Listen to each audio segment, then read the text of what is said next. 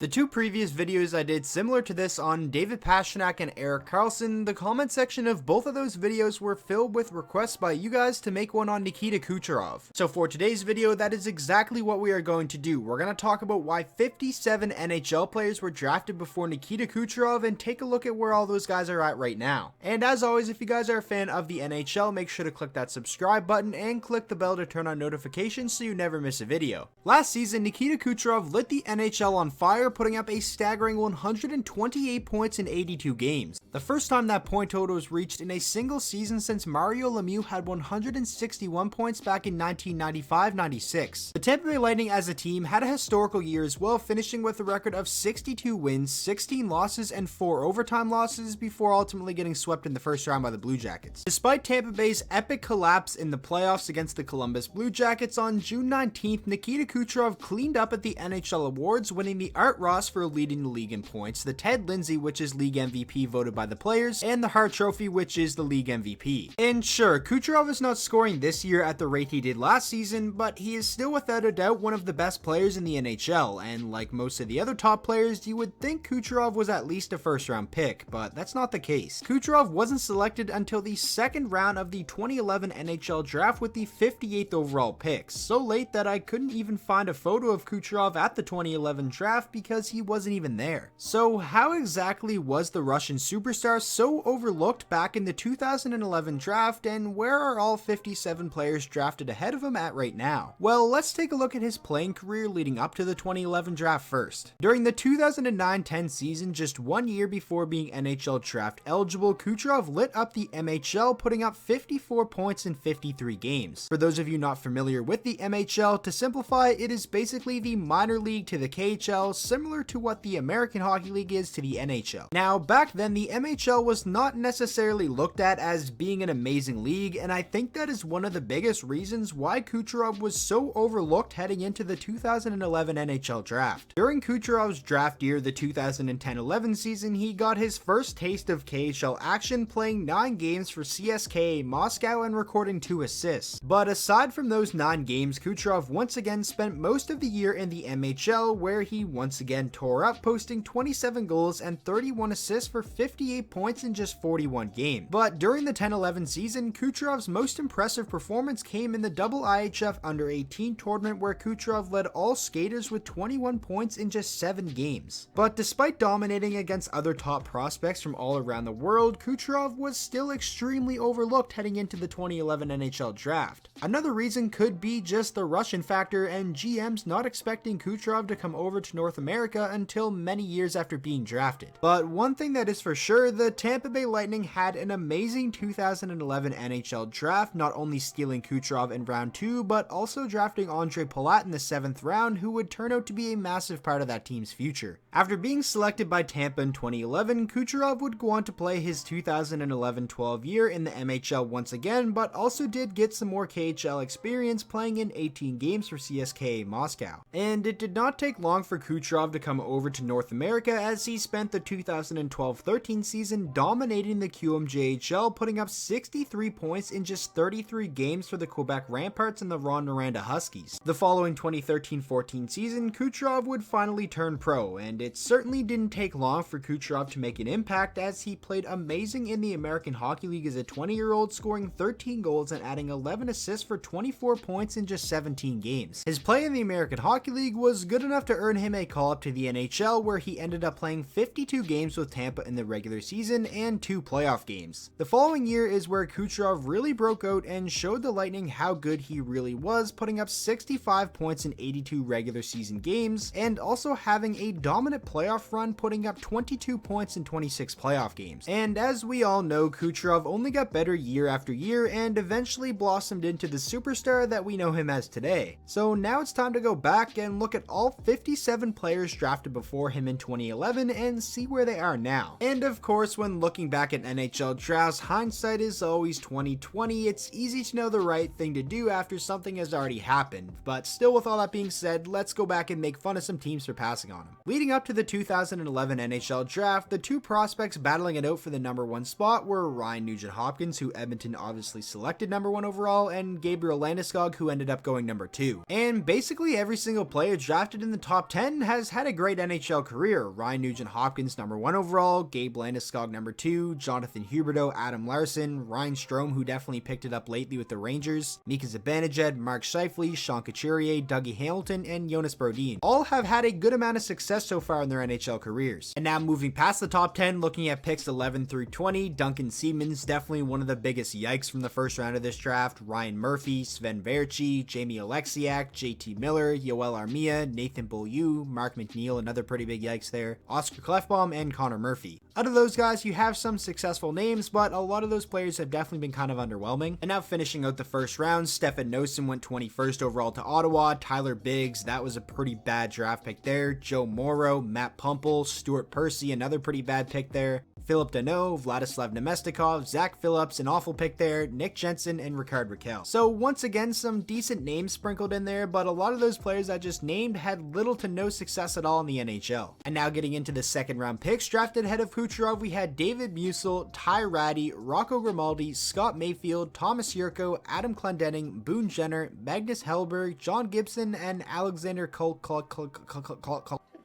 Today, Junior? Koklachev, we'll go with that, but I've never heard of him. Picks 41 through 50 were Dmitry Yaskin, Victor Rask, Brendan Saad, Brett Ritchie, Marcus Granlund, Joel Edmondson, Matt Nieto, Xavier Ouellet, Christopher Gibson, and Johan Sundstrom. A couple of pretty solid names in there for a second round, but none of them quite as good as Nikita Kucherov, obviously. And now for the final few players drafted before Kucherov, we had Alexander Ruutu, Mika Salomaki, William Karlsson, who obviously turned out to be a pretty good player, Scott Harrington, Ryan Sproul, Lucas Licio, Tyler Weatherspoon, and then obviously Nikita Kucherov. So obviously, like I mentioned before, hindsight is obviously 2020, and you really just never know when it comes to an NHL draft, but let's talk about a couple of facts that are probably going to make some NHL fan bases cringe a little bit. There were 3 players drafted before Kucherov in the 2011 draft that have still yet to play in a single NHL game. There were also 15 NHL players that were drafted ahead of Kucherov that have played 50 or less games. A couple of teams that passed on Kucherov multiple times include the Chicago Blackhawks, who drafted 4 times before Kucherov was selected 58th overall, the Ottawa Senators, who drafted 3 times, the Oilers drafted 3 times as well, and so did the Calgary Flames, and one of the Calgary's picks included drafting Tyler Weatherspoon 1 pick before Kucherov. It really is just crazy to think a player the caliber of Nikita Kucherov could have been overlooked by so many NHL teams, but this happens every single year. There is always a steal within an NHL draft. So that is going to wrap up today's video. I really hope you guys did enjoy. I just want to take this minute to say happy holidays to all you guys, Merry Christmas to those of you who celebrate it. I obviously won't be uploading a video tomorrow because it is Christmas Day. I'm going to be super busy spending time with family and stuff. I encourage you guys to do the same. But then once the World Juniors starts, the channel is definitely going to be picking back up. I'm probably going to upload some type of review for the Canada-USA game on Boxing Day. I'm just really excited to watch those teams play. So yeah, that is going to wrap up today's video. I really hope you guys did enjoy. If you could, please make sure to go down there and drop a like on it and subscribe to the channel for daily NHL content, and I'll see you guys on Boxing Day.